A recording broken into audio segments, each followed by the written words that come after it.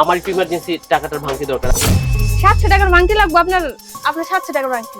এটা তো 350 টাকার নোট। তুমি এটা কি দিছো আমারে? আপনার 700 টাকা যদি চলে আমার 350 টাকা চলবো।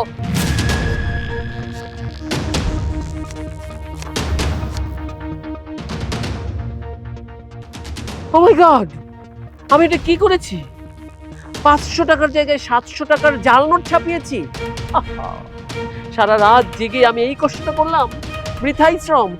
মনে হয় নেশাটা একটু বেশি হয়ে গিয়েছে। এই টাকা এখন আমি কি করবো?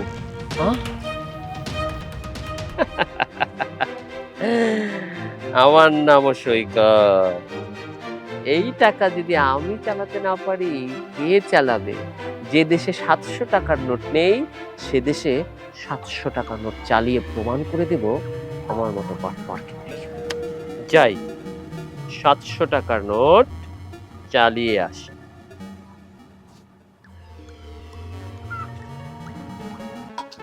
আপা, আমার একটু ইমার্জেন্সি টাকাটার ভাঙতি দরকার। আমি গাড়ি ভাড়া দিব, গাড়িটা দাঁড় করে আসছি, একটু দেন না। 700 টাকা 700 টাকার ভাঙতি লাগবে আপনার। আপনি খারান, আমি আপনার দিতেছি। এই যে আপনার 700 টাকার ভাঙতি। ঠিক আছে আপা, আমি আসি। ঠিক আছে। কাকা, ভাতটা হইছে, একটু ভাতটা দাও আজকে। ওইছে আগের টাকা দেন, আগের টাকা রয়েছে। আরে চিন্তা করো না, আমি তোমার পুরো 1 সপ্তাহ টাকা সব নিয়ে আসছি। এই নাও আগের টাকা দেন। ধরো, আগে টাকা নাও।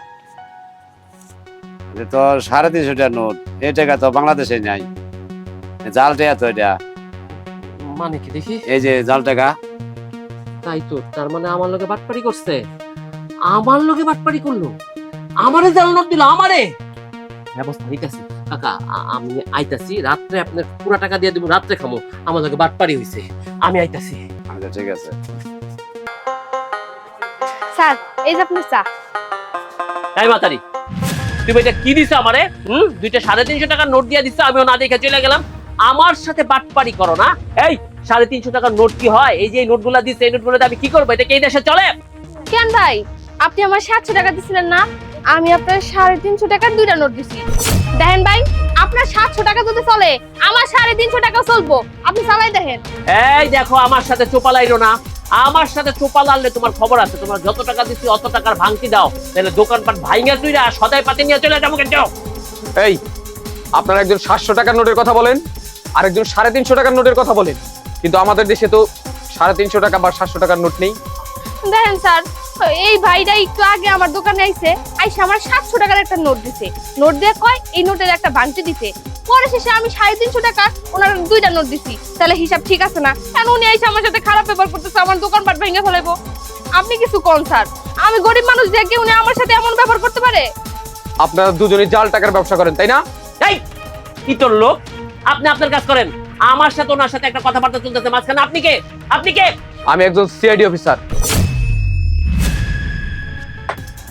চল, তোরা দুজনেই আমার সাথে থানায় চল। স্যার, আমার থানায় ধরে নিয়ে যান না। আমি গরিব অসহায় একটা মেয়ে। আমার যদি থানায় ধরে নিয়ে যান তাহলে আমার কি হইব? আপনি আমার কথাটা একটু শুনেন।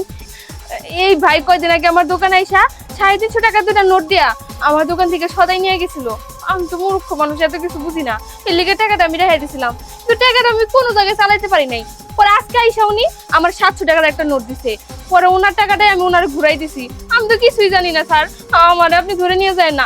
যদি দোষ করে থাকে তাহলে উনি করছে। ও, তার মানে তুই জাল টাকার ব্যবসা করিস, তাই না? তোকে থানায় নিয়ে এমন পেটান পেটাবো, সুরসুর করে সব বলে দিবি তোর সাথে কে কে আছে। আমি সমস্ত চক্রকে ঠিকই ধরে ফেলবো। চল আমার সাথে।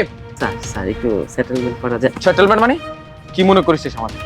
জাল টাকার ব্যবসা করিস, তারপর বড় বড় কথা। চল। স্যার, ওই যে উনি আমারে এই যে 700 টাকার নোটটা দিছিল, আপনি এই জাল টাকাটাও নিয়ে যান। আচ্ছা ঠিক আছে, আর আপনার 700 টাকা গচ্চা গেছে, আমি ওই টাকা উঠিয়ে দেওয়ার ব্যবস্থা করছি। চল আমার সাথে। চল। স্যার, স্যার, ও মা গো।